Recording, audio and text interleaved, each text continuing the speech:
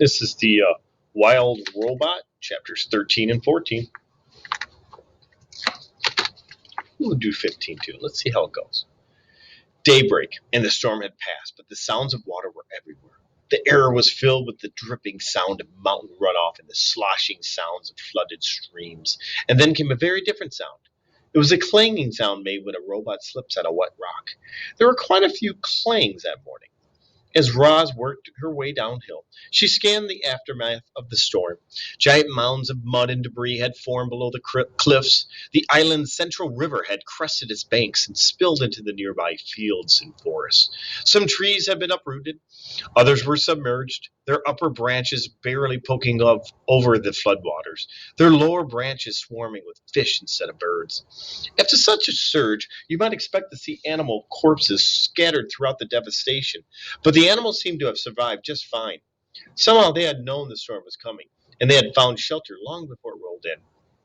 Lowland creatures who had sought refuge on higher ground were waiting patiently for the water to recede. Deer were wading through the flooded fields. Beavers were busily collecting a trove of fallen branches. Geese honked in the sky before splashing down into a watery section of the forest. Clearly, the animals were experts at survival. Clearly, the robot was not. Roz was crusted with mud and grit, so she gave herself another good cleaning. But that only revealed her dents and scratches. They were really starting to add up. She hardly resembled the perfect robot who had appeared on the shore just a week earlier. The wilderness was taking a toll on poor Roz. She had felt something like relief when she spotted the quiet hole in the side of the mountain. It looked like a safe place for a robot.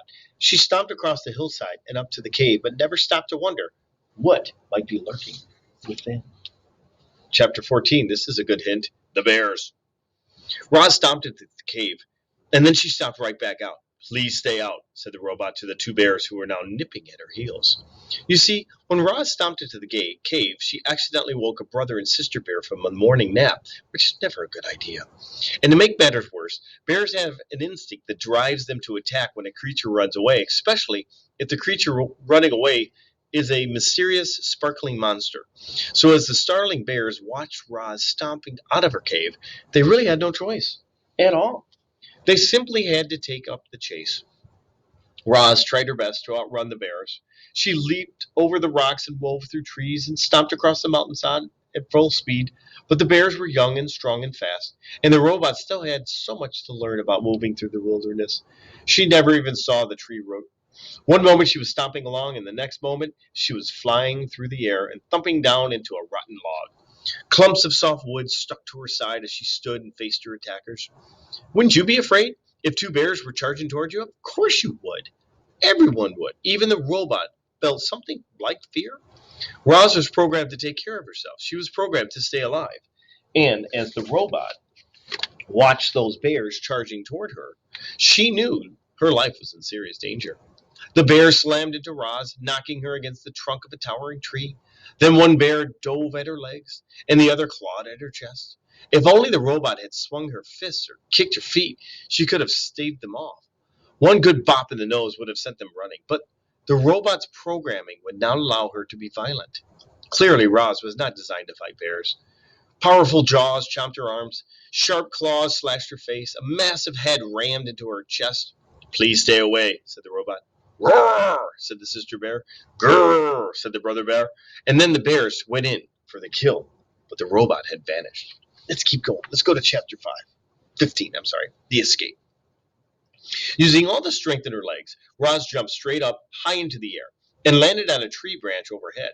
The tree shook with the sudden weight of the robot, and then, thunk, thunk, two pine cones bounced off Roz. And a moment later, thunk, thunk, the same pine cones bounced off the bears below. The bears grunted with annoyance. This gave Roz an idea. The robot's programming stopped her from being violent, but nothing stopped her from being annoying. So Roz plucked pine cones from the nearby branches and lobbed them down at the bears. Thunk, thunk, thunk, thunk. Each pine cone bounced off its target with annoying accuracy and whipped the young bears into a frenzy. That's kind of a picture of what's going on there. That's cool.